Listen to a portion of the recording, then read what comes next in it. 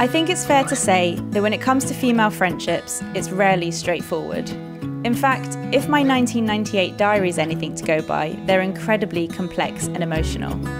I often go back and read it, partly because my 11-year-old self is so dramatic and hilarious, but mainly because it reminds me how lucky I am to have such long-standing friendships. Unlike family, you pick your friends.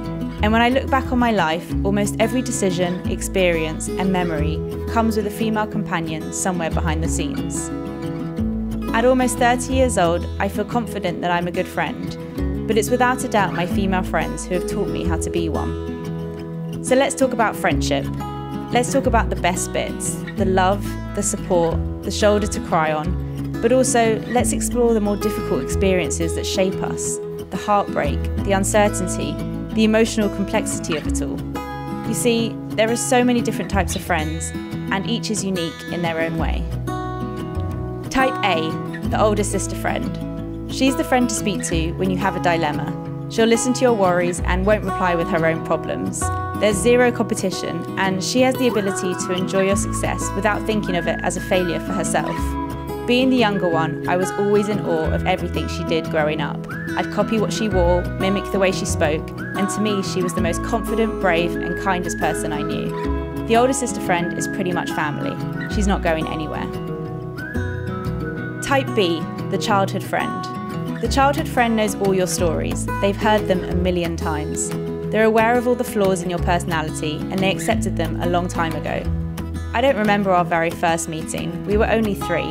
But when I watch back old videos of our nursery show, it's clear in the grip of our tiny holding hands that we had no interest in anyone else but each other. Type C, the work wife.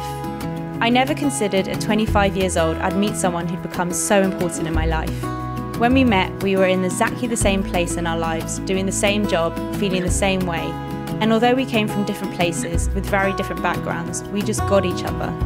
I thought my best friends were set in stone, but meeting her completely threw me. Because here's the thing, you never know when you're going to meet someone new, and there's always room for another friend. I want to celebrate female friendships, all strings attached. If I asked you who was your best friend, would you have an answer? Does the BFF really exist, or was it all just a popularity contest that we left behind in the school playground? They say that making a new friend is like falling in love.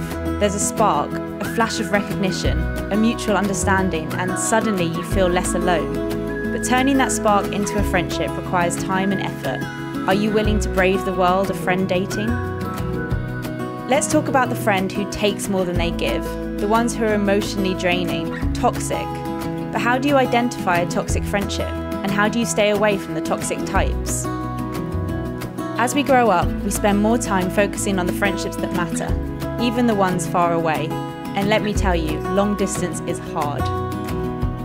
But no matter the struggles we feel at times, no matter the letdowns and strife in our relationships with other women, it seems the reward is always far greater in the end, and I personally wouldn't have it any other way.